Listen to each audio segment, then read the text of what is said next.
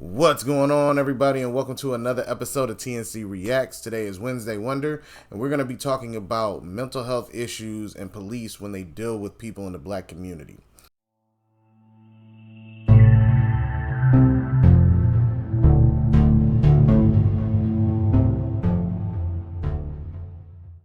Now, the reason I'm talking about this is because I was asked to talk about a particular situation in regards to a guy named John Scott Jr., who is from Decatur, Alabama, who was arrested April 15th, but ended up passing away after falling into a coma because of kidney failure once he arrived at the police department or the jail, and then transported over to the hospital, which he had succumbed to his injuries later on. Now, the reason I'm talking about this is because I spent the last 2 days researching this because, like I said, I was asked about this and asked to comment and speak about it because they wanted me to bring some form of awareness.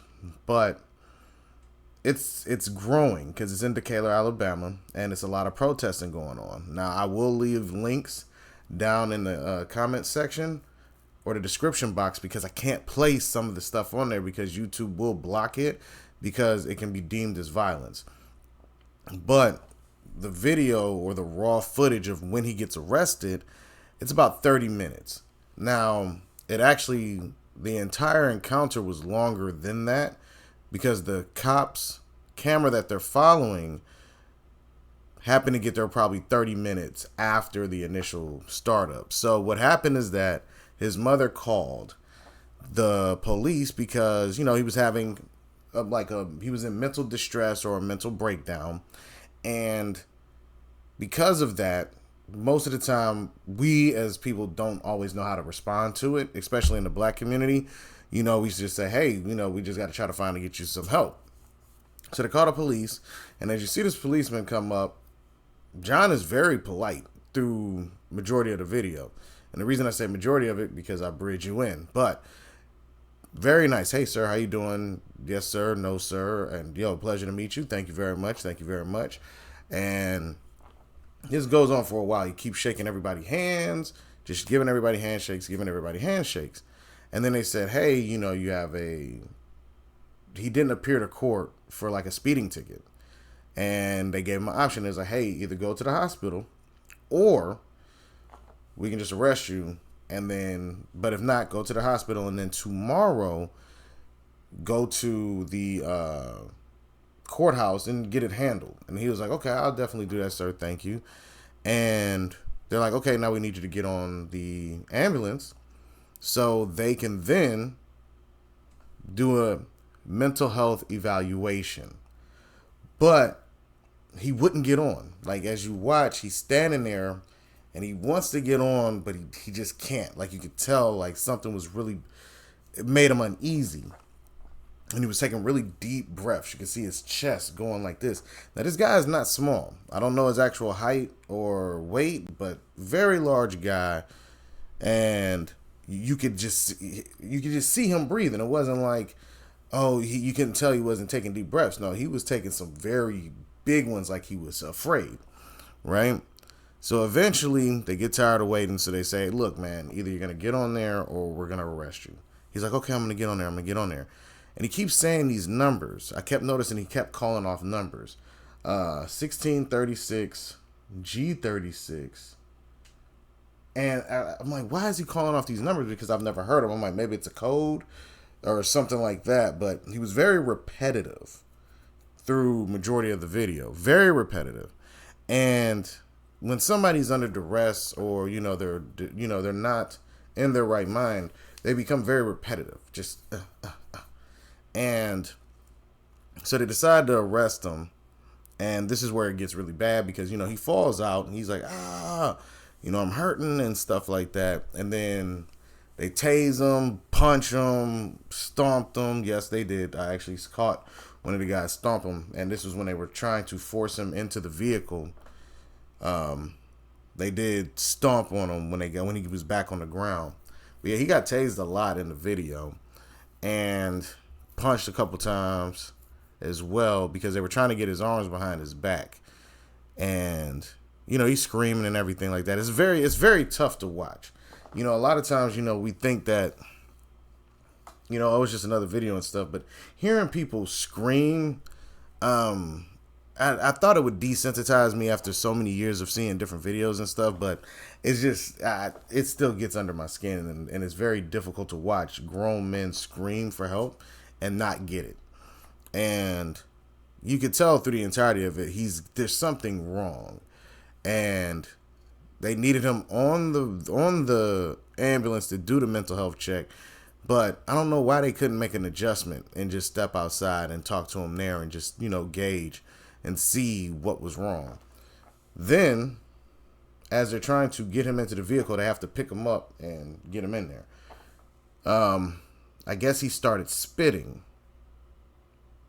And then he kept saying, "I'm sorry." That was another thing. He kept repeating, "I'm sorry. I'm sorry. I'm sorry. I'm sorry." He said that from the beginning when he was being polite and speaking to everybody, to even when he was getting beat up. He kept just saying, "I'm sorry. I'm sorry. I'm sorry."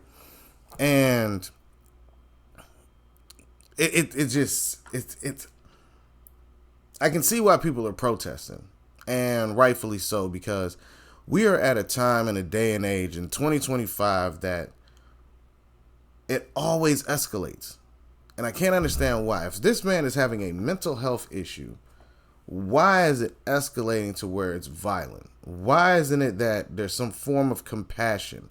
Especially when the guy was being polite the entire time. It wasn't like he was erratic and throwing stuff and fighting and everything. It was just, you could tell that he was nervous or something was wrong where he just couldn't get on that ambulance. And they said once he got to the jail, they said he at first was resistant and then he chilled out.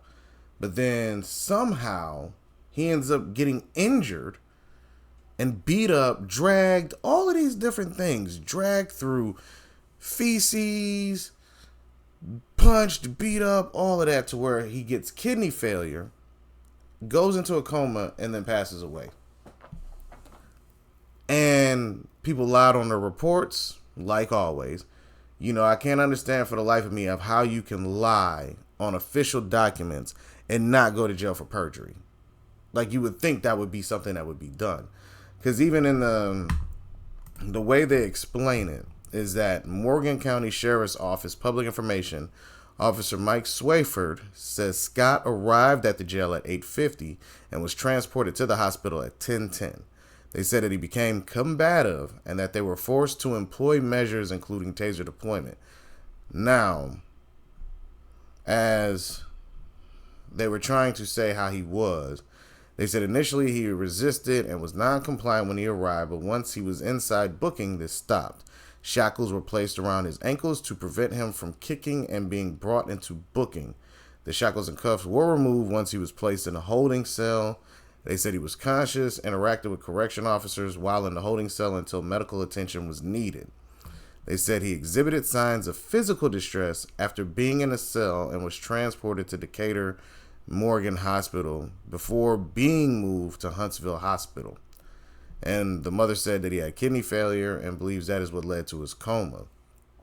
Now, the thing that I cannot grasp is how, because they even said this, the Decatur Police Interim Chief Nadis Carlisle says, police believe the cause may be excited delirium syndrome. Carlisle called it a life-threatening state of agitation brought on by mental health problems and drug use. Drug use.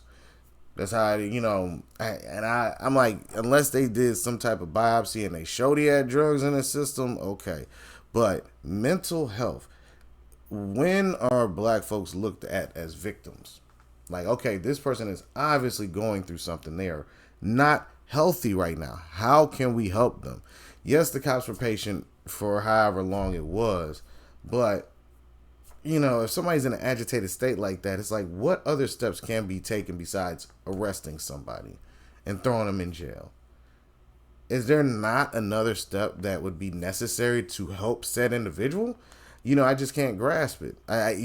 Still to this day, every year I see the same stuff over and over, and it makes me not want to pay attention. And that's why I always back off. But because I was asked to actually talk about this, I want y'all to actually take a look at it. Like I said, I'm going to leave the links down in the description box.